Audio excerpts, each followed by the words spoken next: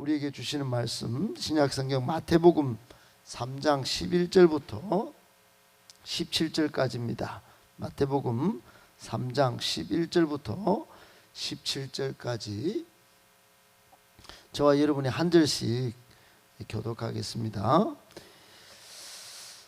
나는 너희로 회개하게 하기 위하여 물로 세례를 베풀거니와 내 뒤에 오시는 이는 나보다 능력이 많으시니 나는 그의 신을 들기도 감당하지 못하겠노라. 그는 성령과 불로 너희에게 세례를 베푸실 것이요.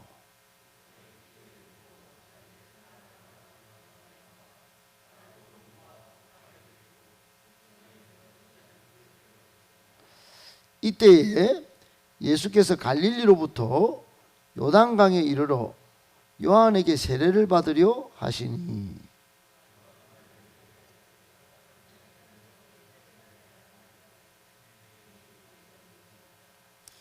예수께서 대답하여 이르시되 이제 허락하라. 우리가 이와 같이 하여 모든 의를 이루는 것이 합당하니라 하시니 이에 요한이 허락하는지라.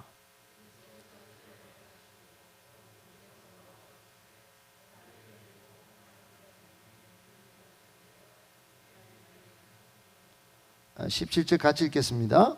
하늘로부터 소리가 있어 말씀하시되 이는 내 사랑하는 아들이요 내 기뻐하는 자라 하시니라. 아멘. 할렐루야. 네, 반갑습니다.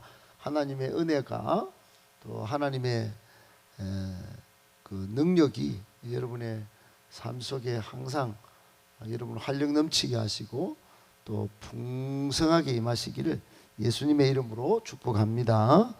아멘. 오늘 본문의 말씀을 세 가지로 정리해서 묵상하겠습니다. 첫 번째, 자신의 한계와 본분을 아는 겸손이 성도에게 필요합니다. 여러분, 성도가 세상에 대하여 또 하나님 앞에 특별히 겸손한 신앙을 갖는 것 참 필요합니다. 그때 겸손이라고 하는 것은 대철학자 소크라테스가 말한 것처럼 너 자신을 알라 이런 말도 해당이 되겠지만은 특별히 예수님께서 자기를 비우시고 자기를 비우셨다는 말을 케노시스라고 그러는데 자기를 비워 종의 형체를 가진 것처럼 그리고 이 땅에 인간의 모습으로 온 것처럼 그런 겸손이 참된 겸손의 모습이라고 할 수 있습니다. 예수님은 하늘 왕자로 떵떵거리고 영원히 세상에 군림하실 수도 있었지만은 본인의 하실 일 본분을 알고 하늘의 영원한 신체를 버리고 그 본체 영광이신 하나님의 영광을 버리고 자기를 비워, 빌립보서에 보면 자기를 비워 종의 형체를 가지고 이 땅에 오신 것이죠. 겸손의 왕이십니다. 여러분, 오늘 11절에 보면 세례 요한이 겸손한 삶과 또 자세와 태도를 잘 보여주는 그런 말씀이 본문에 있습니다. 그게 11절인데 무리를 향해서 나는 회개하게 하기 위한 사람일 뿐이다. 그때 당시만 해도 세례 요한은 인기가 대단했습니다. 요단강의 성자 그러면 뭐 그냥 이스라엘에 400년 만에 나타난 위대한 엘리야 같은 예언자, 오만 수시가 따라붙을 정도로 대단한 영역을 가진 엄청난 지도자가 한 명 나타났는데 세례 요한이었어요. 카리스마가 막 뿜뿜 나왔습니다. 그냥 한마디면 그냥 그 당시 종교 권력자들, 지도자들, 어제도 살펴봤지만 바리새인들, 사두개인들 너희들 빠싸버린다 그러고 뭐 독사의 자식들아, 여러분 한마디 말이 쩌렁쩌렁하고 여러분 인기도 대단했습니다. 인기 폭등이었어, 폭등. 그런데 이 양반의 입에서 나는 물로 세례를 줄 뿐인데 내 뒤에 오시는 이는 나보다 능력이 대빵 많거든. 그 초점을 나한테 맞추지 마. 그분한테 맞춰. 나는 그의 신발을 들기도 감당이 안 된다. 불감당이다. 불감당. 그는 성령과 불로 세례를 베푸실 거야. 이게 성령이 뭐고 불은 뭐냐 이게. 나는 지금 물로 세례를 줄 뿐이지만 요엘서 2장의 말씀처럼 성령으로 막, 그리고 불로 심판하실 거대. 세례를 주신다 그러니까 이분은 막 아주 엘리야를 능가하는 엄청난 분으로, 자기는 물세례, 다음에 오시는 분은 성령과 불세례, 막 확연히 차이 나는 그런 말을 쏟아내고 있는 것이었어요. 여러분, 교훈이 뭡니까? 세례 요한은 예수님에 대하여 자신의 한계를 인정할 줄 알았어요. 예수님을 앞에 딱 놓고 자신이 얼마나 한계를 가진 사람인지, 또 나는 뭐 해야 하는 사람인지 본분을 명확히 알고 예수님을 섬겼던 겸손한 사람이었어요. 겸손한 사람. 이 사람이 무슨 엄청난 자동차 위에 탁 올라서서 세례를, 야 물 가져와, 그리고 막 이렇게 한 게 아니고 오로지 여러분 외투털로 하나 딱 입고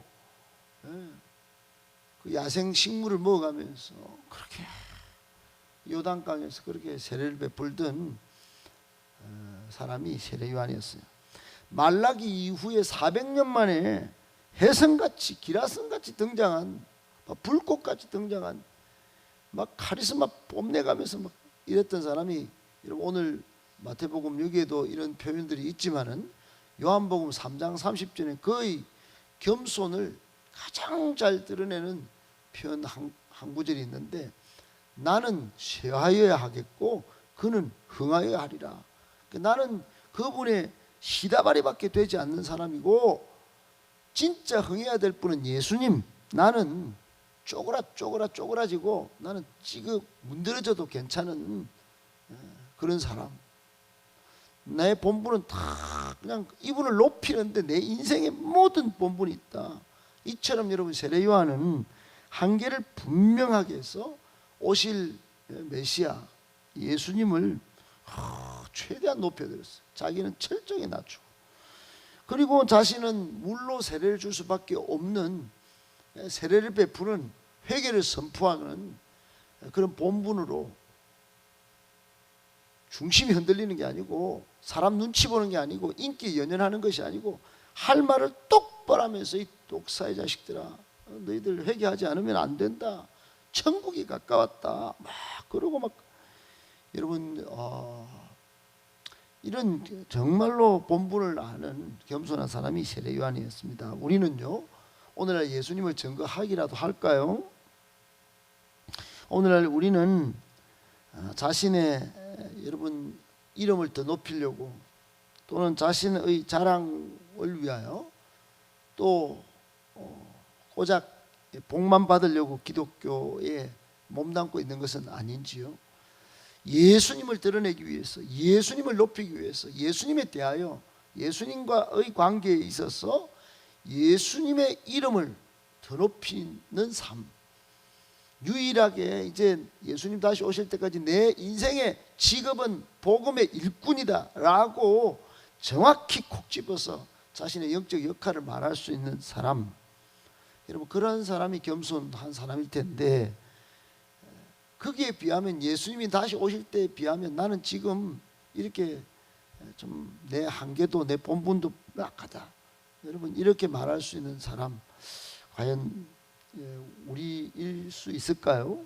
여러분 오늘 이 아침에 여러분 좀 깨닫기를 바라고, 우리 한계와 우리 한계를 가진 존재이기 때문에, 우리가 결핍 존재이기 때문에 더더욱 예수님을 찾고 더더욱 수고하고 무거운 짐을 예수님께 내어드리고, 그리고는 복음의 일꾼으로 살겠습니다.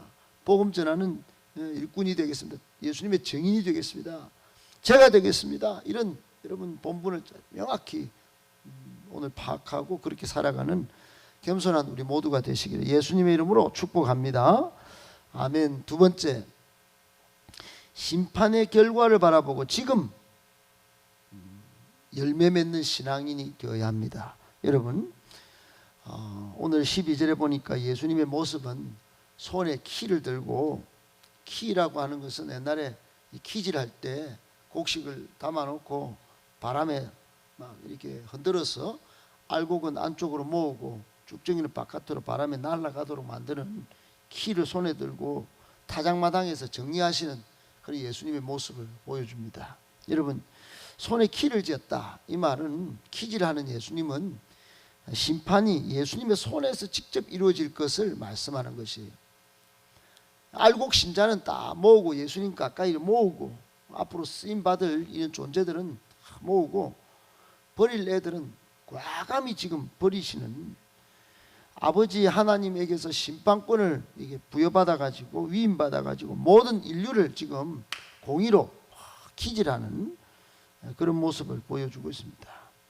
여러분, 고린도 후서 5장 10절, 요한계시록 19장에 보면 예수님께서 하나님에게서 모든 공의의 심판권을 딱 쥐고 계신 것을 볼 수 있어요. 특별히 오늘 본문에 주목해야 할 단어는 알곡과 쭉정입니다. 알곡과 쭉정이. 알곡은 누구냐? 환난에도 시험에도 염려거리에도 근심거리에도 절망의 순간에도 흔들리지 않고 믿음으로 잘 극복한 사람들, 이런 사람들이 알곡신자예요. 예수님이 이런 사람들은 참 예수님의 보혈로 천국 시민을 자격을 갖춘 사람이구나, 이 사람들은 내 앞으로 오세요. 그러고는 막 키질하면서 모으고, 쭉정이는 어떻게 합니까? 시험이 오면 넘어지고 환난이 오면 막 뒤집어지고 막 극복하지 못하고 예수님을 찾지 않는 이 사람들은 참된 열매가 아니다. 이런 사람들은 결국 바람에 불려 날아가는 그런 신세, 그래서 결국은 꺼지지 않는 불에 던져지는, 태워지는 그런 신세. 여러분, 예수님께서 지금 우리에게 이 말씀으로 교훈하는 게 뭘까요? 손에 키지를 들고 알곡과 쭉정이로 예수님께서 이게 딱 심판하는 모습이 뭘까요? 여러분, 시험이 오든 뭐 문제가 생기든 환난이 찾아오든, 그러나 예수님의 유일한 요구는 미래의 심판의 그 순간이 있는데 그걸 미리 내다보고 지금 이 순간에는 좀 열매 맺는 신앙이 되라, 알곡 성도가 되라, 말씀을 가까이 하고 기도로 하나님과의 관계를 바르게 가져가면서 그렇게 알곡 신자가 돼야지, 막 바람에 날리고 믿음이 없어서, 그 믿음이 없는데도 불구하고 말씀도 읽지 않고, 믿음이 없는데도 불구하고 기도를 필요치 않는, 바빠서 기도한다고 말할 수 있어야지, 바쁘니까 목사님 바쁜데 무슨 기도가, 그런 게 아니라 나중에 심판날의 결과 이 큰일 나겠네, 이거 불에 막 던져질 수밖에 없겠네, 이 쭉정이로 살다가는. 그러면서 지금 이 순간에는 열매 맺는 신앙인이 되도록 하는 그런 모습, 여러분, 이게 오늘 주시는 두 번째 교훈이라는 거 기억하시고, 여러분 늘 말씀과 기도의 삶을 잘 살아가시는 복된 성도님들 다, 알곡신자 다 되시기를 예수님의 이름으로 축복합니다. 아멘. 마지막 세 번째, 모든 성도는 성령의 기름 부으심을 체험하셔야 합니다. 여러분, 오늘 15절 16절에 예수님께서 세례를 받으시고 물 위로 이렇게 올라오실 그때 하늘이 쭉 열립니다. 그리고 그 길을 따라서 성령이 비둘기 같이 내렸어요. 비둘기가 아닙니다. 그냥 비둘기 같은 성령님이 오시는 모습이 구약 성경, 신약 성경에는 첫 번째로 비둘기 같이 임하시고, 또 사도행전 2장에 보면 불의 혀같이 바람같이 임하시고, 또 스가랴서에 보면 소낙비같이 임하시기도 하시고, 세미한 소리로 구약에 보면 임하시기도 하시고, 여러 다양한 그런 성령의 임하시는 장면이 있습니다. 오늘은 비둘기같이 임하셨어요. 예수님께서 순결한, 그리고 17절에 보니까 음성이 막 갑자기 또 들리는데 하늘에 하나님 아버지가 등장하시고 비둘기 같은 성령이 나타나시고 눈앞에는 예수님이 계신데 하늘에서 음성이 들리는데 이는 내 사랑하는 아들이요 내 기뻐하는 자다. 그런 음성이 들리는 겁니다. 사랑하는 여러분, 예수님께서 세례를 받는 이 지금 성령의 기름 부으심으로 지금 능력을 공급받는 장면을 우리가 읽어보는 겁니다. 예수님은 이 땅에 뿅 나타나서 그냥 한순간에 막 능력 있게 막 사람도 고치고 막 천국의 말씀도 가르치고 십자가를 향하여 일직선으로 막 인생을 쫙 살아갔다. 여러분, 그런 게 없습니다. 복음서, 공관복음서 전체를 통하여 예수님의 세례받는 장면이 3장, 1장, 3장에 쫙 등장합니다. 그 모든 곳에서 하나님의 음성이 들리고 비둘기 같은 성령님이 임하셔서 예수님이 이제부터 본격적으로 인류를 살리기 위한 공생의 작업을 하신 것입니다. 사랑하는 여러분, 이 말씀이 주는 교훈이 뭘까요? 예수님은 스스로 본인이 땡겨서 아무 능력도 안 받고 그렇게 공적인 사역을 한 게 아니시란 말입니다. 성령의 기름 부으심을 입고 성령의 지시하심을 따라 성령의 하시는 일을 기뻐하면서 공적인 사역을 하셨습니다. 다른 말로 하면 능력 사역을 하셨다 이 말입니다. 여러분, 오늘날 우리가 교회 봉사를 해도요, 내 뜻대로 내가 스펙을 쌓아서 내가 뭐 그냥 힘을 짜내가지고 여러분 그렇게 하면 안 됩니다. 성경에 보면 성령으로 봉사라고 그래요. 성령으로. 여러분, 내 힘으로가 아니라 하나님의 능력을 힘입어 사역하는 것입니다. 성경을 볼 때도 여러분 성령의 눈으로 성령의 시각으로 볼 줄 알아야 이게 하나님이 하시는 면면이 다 보이는 것입니다. 영적인 시야가 요만큼만 보는 게 아니고 쫙 펼쳐보는데 하나님의 모든 하시는 일을 다 통달하시는 분이 성령님이세요. 고린도서에 바울은 그걸 다 말씀하셨어요. 여러분 꼭 기억하십시오. 오늘 하루를 살아도 또 주님 오시는 그날까지 미래에 여러분 우리의 말세를 살아가는 성도인데 눈은 또 마음은 좀탱이 같아가지고 여러분 조금만 뭐 하면 감정 상하고 막 이기적이고 눈에 막 현세적인 욕심이 가득하고 여러분 그렇게 살 이유가 어디 있습니까? 성령의 강력한 기름 부으심을 받으면 제국의 노예로 살지만 우리가 복음을 전할 수 있구나. 이 로마를 복음할 수 있구나. 초대교회 교인들은 영적 시야가요 전 세계를 향해 있었어요. 땅끝까지 향해 있었어요. 여러분 스코틀랜드에 또 영국의 청교도들도 그랬어요. 몇 명 안 되지만 핍박을 받고 있지만 우리는 새로운 신대륙을 우리가 가서 온 세계 복음을 전할 사람들이다. 그렇게 하고 여러분 미지의 땅을 향하여 도전했고 결국 세계 복음화를 이뤄내는 주춧돌이 다 불쏘시개로 살았습니다. 오늘날 한국 기독교가 이만큼 여러분 위험에 빠진 이유는 이런 영적인 시야가 없기 때문이고 그 앞으로 올라가면 성령의 기름 부으심 없는 사역 때문에 이런 위기를 초래했다 이렇게 볼 수 있습니다. 꼭 기억하시고 여러분 불같이 바람같이 비둘기같이 임하는 장맛빛같이 임하는 이 성령의 능력 여러분 순간순간 기도하실 때 하나님 저에게 공급하여 주시옵소서. 저에게 능력 사역할 수 있도록 도와주시옵소서. 저만 이 성령 기름 부심 받아 변하는 게 아니라 성령의 권능을 입고 온 세계에 나가 땅끝까지 이르러 예수님의 증인되는 저와 우리 교회 되게 주시옵소서. 그렇게 성령의 기름 부심을 체험하여 정말 하나님의 꿈을 이루는 뜻을 이루는 정말 능력 있는